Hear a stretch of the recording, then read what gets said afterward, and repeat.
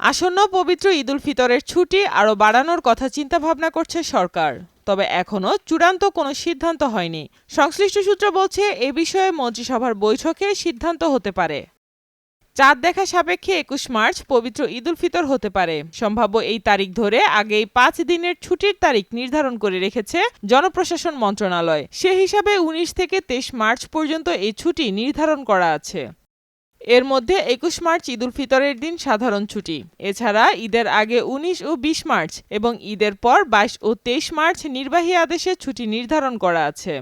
জনপ্রশাসন মন্ত্রণালয় গণমাধ্যমকে বলেছে, জনগণের সুবিধার কথা বিবেচনা করে এ ছুটি বাড়তে পারে। এই সিদ্ধান্ত হবে মন্ত্রিসভার বৈঠকে, তাই তারা এখনই চূড়ান্ত কিছু বলছে না।